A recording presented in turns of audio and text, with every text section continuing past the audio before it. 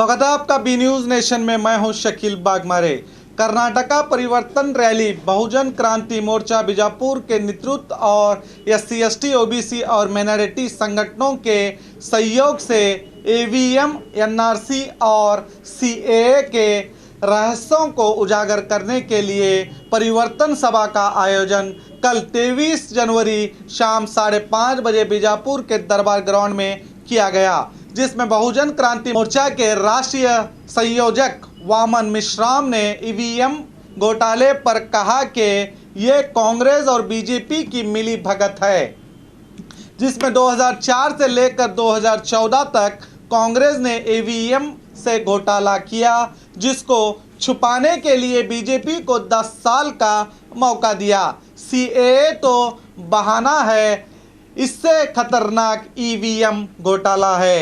अब हमारे वोटों का कोई महत्व नहीं रहा, जो जिसे जिताना चाहते हैं उसी को जिताते हैं। देश को हिंदू राष्ट्र नहीं बल्कि ब्राह्मण राष्ट्र बनाना चाहते हैं। देश में जानवरों की गिनती होती है, मगर 51% OBC की गिनती नहीं होती।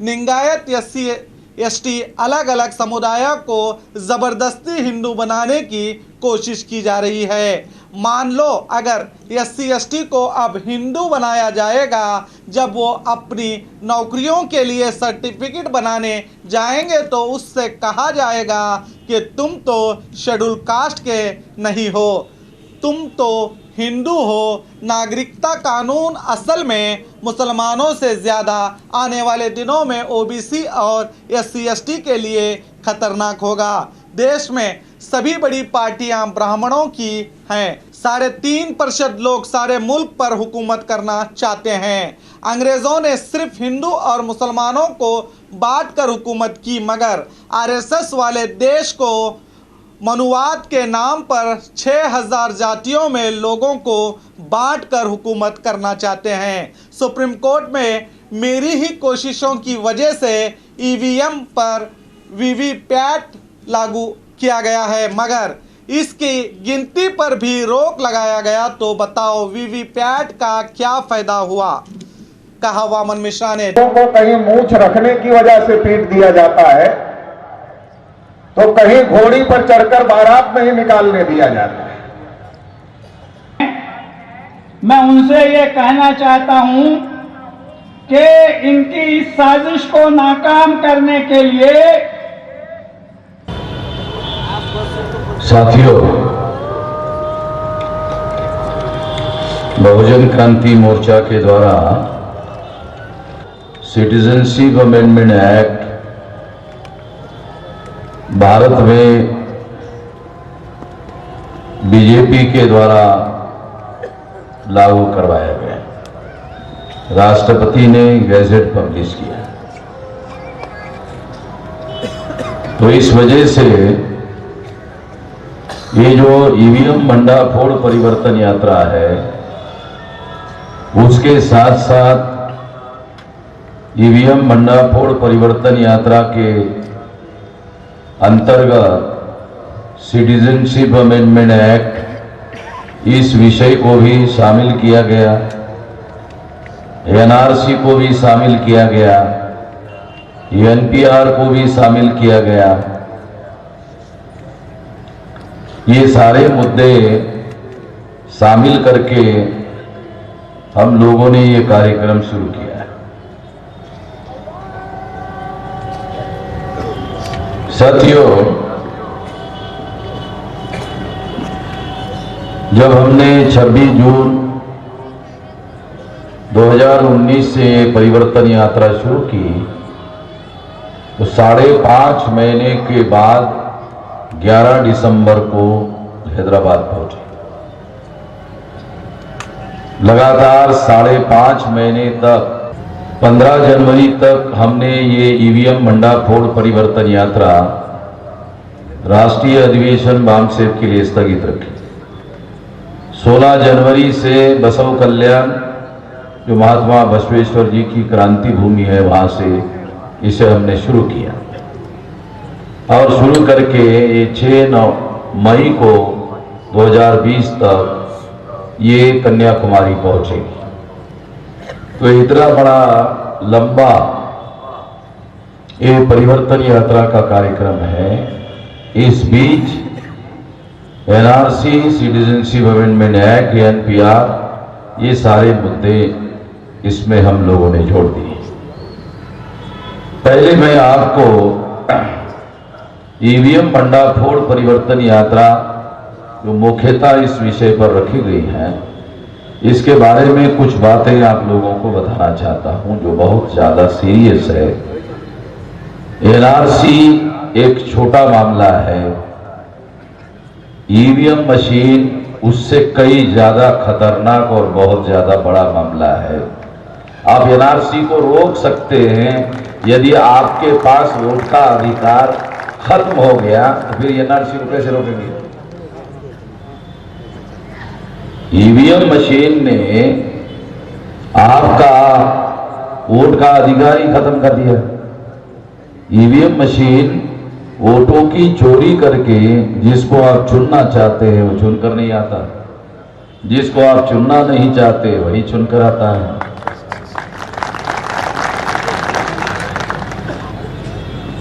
ये जो ईवीएम भंडाफोड़ परिवर्तन यात्रा है,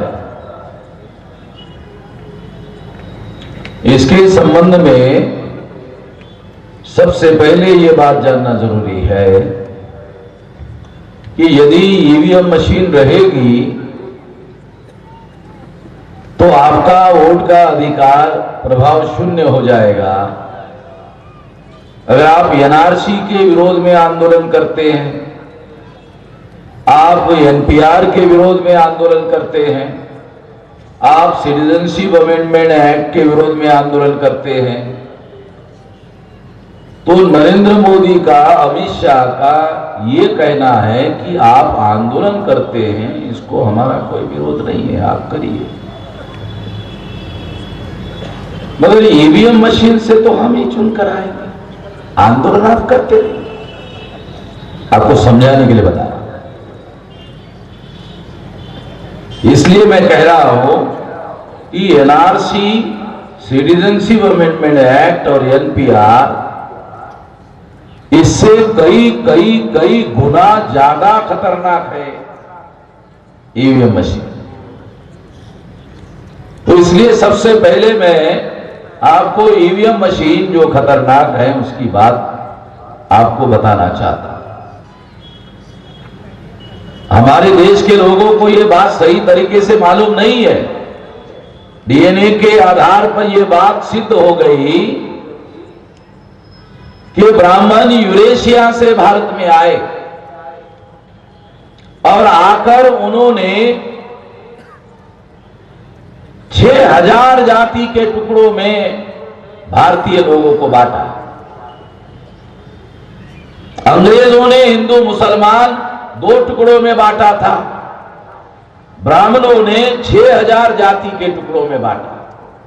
1703 जातियां शेड्यूल कास्ट की बनाई, 801 आदिवासी के टुकड़े किए, 3743 जातियां पिछड़े वर्ग ओबीसी की बनाई।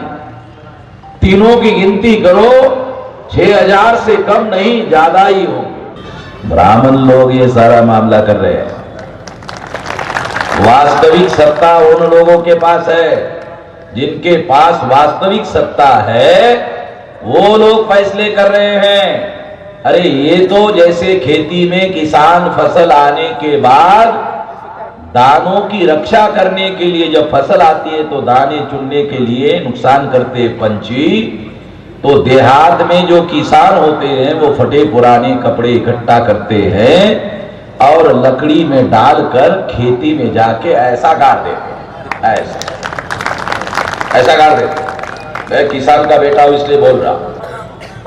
बुझगावना का अर्थ होता है हिंदी में दिखावा। तो ये नरेंद्र मोदी दिखावा है। तो वास्तविक जो सत्ता है वो आरएसएस के ब्राह्मणों के नियंत्रण में है और वो लोग फैसले कर रहे हैं। उनके एजेंडे में जो कार्यक्रम था उसको धीरे धीरे लागू कर रहे हैं। ये सारा खेल उनका चल रहा है। तो ये खतरनाक बात है, इसलिए दूसरा उदाहरण दे रहा हूं। तीसरी बात आपको बताता हूं, जिनकी संख्या 3.5% है,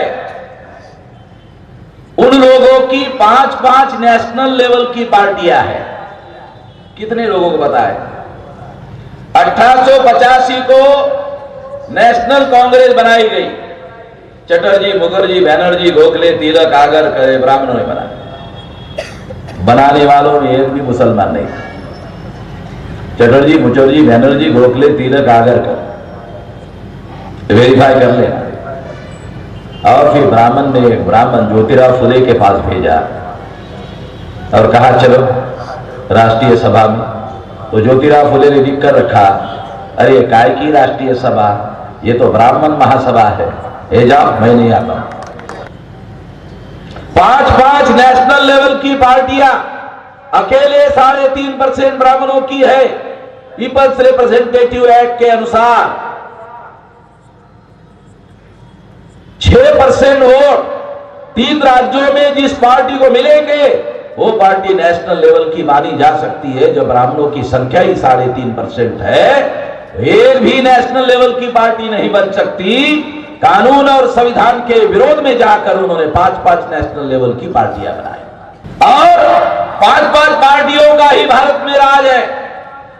कैसे?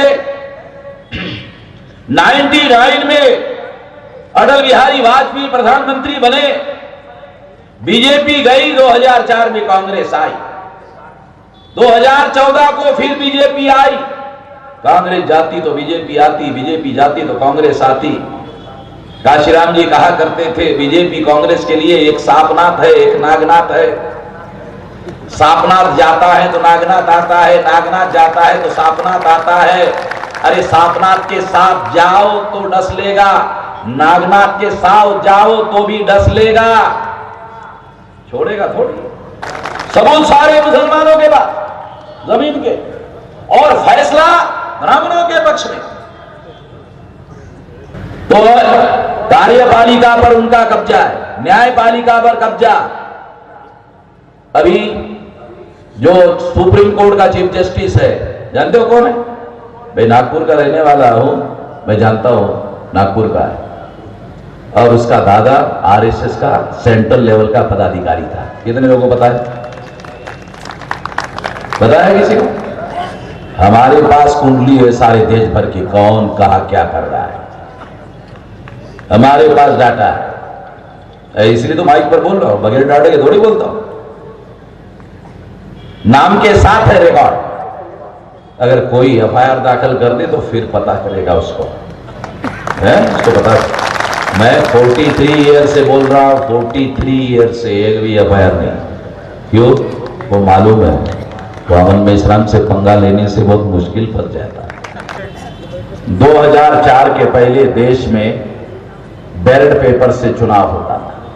2004 में ईवीएम मशीन आई और ईवीएम मशीन से चुनाव होने लगा। बैलेट पेपर में जब आप वोट डालते थे तो आंखों से दिखाई देता था कि आपका वोट किसके नाम पर जमा हुआ। ईवीएम मशीन आया, ईवीएम मशीन में वोट तो आप डालते हो, पता नहीं चलता किसके नाम पर जमा हो गया। ईवीएम मशीन में पता नहीं चलता किसके नाम पर जमा हो गया। ईवीएम मशीन आया, ईवीएम मशीन में क्या होता है? आप वोट डालने के लिए जाते हो, बटन दबाते हो, लाइट जलता है, बीप का आवाज होता है, उसके बाद आपका वोट ईवीएम मशीन में चला जाता है, आपको आंखों से दिखाई नहीं देता। बैलेट पेपर में आंखों से दिखाई देता था, आपको खातरी होती थी, गारंटी होती थी, और आप घर में जाते थे कि आपने जिस कैंडिडेट के नाम पर वोट जमा किया, आपका वोट उसी कैंडिडेट के नाम पर जमा हो गया है, आपको खातरी होती थी और आप घर में जाते थे। ईवीएम मशीन में क्या होता है? उदाहरण देता हूं, बुजुर्ग आदमी जाता है, बटन दबाता है, लाइट जलता है, बीप का आवाज होता है, उसको कागज का देखने की आदत पड़ी हुई है, उसको दिखाई देता नहीं है, तो देखने की कोशिश करता है। अरे वोट कहां गया भाई? चुनाव आयोग का कर्मचारी देखता ये बुजुर्ग आदमी है, उसको दिखाई नहीं दे रहा है, वो आता उसको बोलता बाबा हो गया है। बाबा बोलता अच्छा हो गया, हाँ हो गया है। कहां से आए थे? कहा इधर से आए, इधर चले जाए। देशभक्त लोगों का घोटाले से क्या लेना देना? हम कांग्रेस के लोग, 2 नंबरी लोग, हम आपको देशभक्त मानते, हमें क्या पता था आप भी 2 नंबरी लोग। हम तो कांग्रेस को ही 2 नंबरी मानते थे, आरएसएस को देशभक्त मानते थे। हमें क्या मालूम था आरएसएस के लोग भी 2 नंबरी है। आप भी 2 बार घोटाला करके चुनाव लड़ना चाहते, हमारा कोई एतराज नहीं है। और खबरों के लिए देखते रहिए B News Nation. B News Nation के लेटेस्ट न्यूज़ों को अपने मोबाइल में देखने के लिए यूट्यूब में बी न्यूज नेशन के चैनल के सब्सक्राइब आइकॉन को दबाएं और फिर बेल आइकॉन को दबाने पर आप लेटेस्ट न्यूज़ों को देख सकते हैं। ಶ್ರೀ ವೆಂಕಟೇಶ್ವರ ಸ್ವಾಮಿ ಜ್ಯೋತಿಷ್ಯಾಲಯ ಈ ಭೂಮಂಡಲದಲ್ಲಿ ದೈವಶಕ್ತಿಯ ಮಹಿಮೆ ಎಷ್ಟು ದೊಡ್ಡದೋ ದುಷ್ಟಶಕ್ತಿಗಳ ಆಟ ಕೂಡ ಅಷ್ಟೇ ದೊಡ್ಡದು. ವಿದ್ಯೆ, ಉದ್ಯೋಗ, ಆರೋಗ್ಯ ಸಮಸ್ಯೆ, ವ್ಯಾಪಾರದಲ್ಲಿ ನಷ್ಟ, ಶತ್ರುಗಳ ಬಾಧೆ, ವಿವಾಹ ಸಮಸ್ಯೆ, ದಾಂಪತ್ಯ ಸಮಸ್ಯೆ, ಸಂತಾನ ಇಲ್ಲದಿರುವುದು, ಸ್ತ್ರೀ ಪುರುಷ ಪ್ರೇಮ ವಿಚಾರ, ಇಂಥ ನಾನಾ ಸಮಸ್ಯೆಗಳು ನಿಮ್ಮ ನೆಮ್ಮದಿಯನ್ನೇ ನಾಶ ಮಾಡಿಬಿಡುತ್ತವೆ. ಅದಕ್ಕೆ ನೀವೇನು ಚಿಂತೆ ಮಾಡಬೇಕಾಗಿಲ್ಲ. ಅದಕ್ಕೆ ಉತ್ತರ ನಾವು ಹೇಳ್ತೀವಿ. ದೈವಶಕ್ತಿಯ ಆರಾಧಕರಾದ ಪಂಡಿತ್ ಶ್ರೀ ರಾಘವೇಂದ್ರ ಗುರೂಜಿಗಳು ಶ್ರೀ ಕಾಡು ದುರ್ಗಾದೇವಿಯ ಪೂಜಾ ಶಕ್ತಿಯಿಂದ ನಿಮ್ಮ ಎಲ್ಲ ಸಮಸ್ಯೆಗಳಿಗೆ ಕೇವಲ 9 ದಿನಗಳಲ್ಲಿ ಪರಿಹಾರ ಮಾಡಿಕೊಡುತ್ತಾರೆ. ಪಂಡಿತ್ ರಾಘವೇಂದ್ರ ಗುರೂಜಿಗಳ ಮತ್ತೊಂದು ವಿಶೇಷ ಏನು ಅಂದರೆ, ಫೋನ್ ಮೂಲಕ ನಿಮ್ಮ ಧ್ವನಿಯನ್ನು ಆಲಿಸಿ ನಿಮ್ಮ ಸಮಸ್ಯೆ ಏನು ಅನ್ನೋದನ್ನು ಅರಿತು ಫೋನ್ನಲ್ಲಿ ನಿಮಗೆ ಪರಿಹಾರ ಸೂಚಿಸುತ್ತಾರೆ. ಗುರೂಜಿಗಳನ್ನು ಸಂಪರ್ಕಿಸಬಹುದಾದ ಮೊಬೈಲ್ ಸಂಖ್ಯೆ 9964471878.